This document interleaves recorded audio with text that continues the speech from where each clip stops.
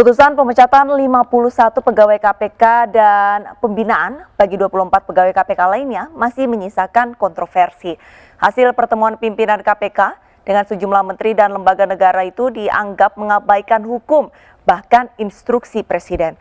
Bersama saya Arlisa Hadi, kita akan berbincang lebih jauh terkait pertaruhan KPK. Sebelumnya kami hadirkan perbincangan ke hadapan Anda. Terlebih dahulu kami akan sampaikan rangkaian informasi seputar peristiwa yang terjadi sepanjang hari ini. Pasca libur Lebaran 2021 terjadi lonjakan pasien COVID-19 di RSDC Wisma Atlet Jakarta. Hingga kemarin jumlah pasien rawat inap menjadi 2.013 orang. Sejak tadi pagi, situasi di RSDC Wisma Atlet Kemayoran Jakarta terpantau normal. Aktivitas para relawan dan tenaga medis berjalan seperti biasa. Namun, pasca libur Lebaran 2021 terjadi lonjakan pasien COVID-19 di Wisma Atlet Jakarta mencapai 2.013 orang atau 33%. Hal ini dikarenakan banyaknya pemudik yang terjaring di pos penyekatan arus balik yang dibawa ke RSDC Wisma Atlet beberapa waktu lalu. Petugas keamanan terus berjaga untuk memantau aktivitas yang berlangsung di RSDC Wisma Atlet Jakarta.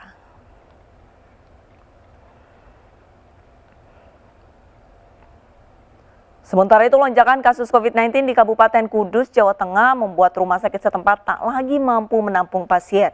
Akibatnya, pasien COVID-19 dari Kudus dirujuk ke sejumlah rumah sakit di Jawa Tengah. Inilah aktivitas di Rumah Sakit Daerah Kudus, Jawa Tengah. Silih berganti ambulans datang membawa pasien COVID-19 dengan kategori sedang dan berat. Banyaknya pasien COVID-19 membuat tingkat hunian atau okupansi rumah sakit membludak. Bahkan sejumlah rumah sakit di Kudus tak mampu lagi menampung pasien COVID-19. Guna mengatasi membludaknya pasien, sejumlah rumah sakit di Jawa Tengah menjadi rumah sakit rujukan bagi pasien COVID-19 dari Kudus. Salah satunya rumah sakit rujukan pasien COVID-19 yaitu adalah RSUD Wongsonegoro, Kota Semarang, Jawa Tengah. Saat ini ada 39 pasien positif COVID-19 dari Kudus yang tengah dalam perawatan intensif. Ke-39 pasien rata-rata dalam kondisi sedang ke berat dan 3 diantaranya dirawat di ruang ICU. Sementara total pasien COVID-19 yang dirawat di RSUD Wongsonegoro, Semarang mencapai 100 orang. Untuk mengantisipasi lonjakan pasien positif COVID-19 termasuk dari luar kota, kini pihak RSUD Wongsonegoro menambahkan ruang ICU dengan dilengkapi peralatan HNFC dan ventilator.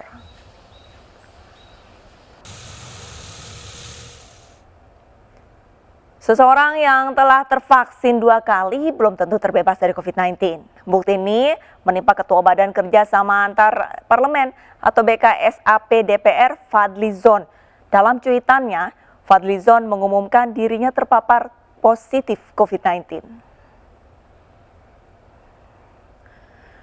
Ketua Badan Kerjasama Antar Parlemen DPR Fadlizon mengumumkan dirinya positif COVID-19. Pengakuan ini ia posting melalui akun Twitternya. Dalam kicauannya, Fadli mengungkapkan ia telah menjalani 2 kali vaksinasi dan memiliki antibodi yang cukup baik, tetapi tetap terpapar COVID-19. Fadli pun menegaskan apa yang dialaminya menunjukkan bahwa COVID-19 benar-benar nyata. Meski telah terpapar COVID-19, namun politisi Gerindra ini mengaku dalam kondisi baik-baik saja. Dalam tweetannya, juga ia mengajak masyarakat agar tetap waspada dengan menjaga kesehatan dan menjaga jarak, serta tetap menjaga imunitas tubuh agar selalu tetap baik.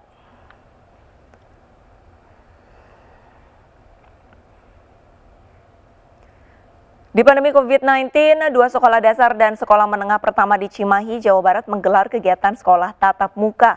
Kegiatan ini adalah uji coba menjelang penyelenggaraan sekolah tatap muka pada tahun ajaran baru bulan Juli mendatang. Saat memasuki halaman sekolah, suhu badan siswa diperiksa. Semua siswa juga diwajibkan memakai masker dan mencuci tangan. Di ruang kelas, siswa mengikuti kegiatan sekolah tatap muka dibatasi 50% dari total kapasitas. Uji coba kegiatan sekolah tatap muka juga digelar di SD Negeri Cibabat Mandiri 3. Mencegah penularan COVID-19, guru dapat mengajar siswa jika telah mengikuti vaksinasi COVID-19. Tim Satgas COVID-19 mengatur jam kedatangan dan kepulangan siswa SD dan SMP yang berbeda jam. Menghindari kerumunan, pengantaran dan penjemputan siswa orang tua hanya bisa menunggu di depan gerbang sekolah. Uji coba kegiatan sekolah tatap muka diikuti 102 dari 114 sekolah dasar dan 37 SMP di Kota Cimahi. Rencananya kegiatan ini mulai diterapkan secara penuh di sekolah pada tahun ajaran baru bulan Juli mendatang.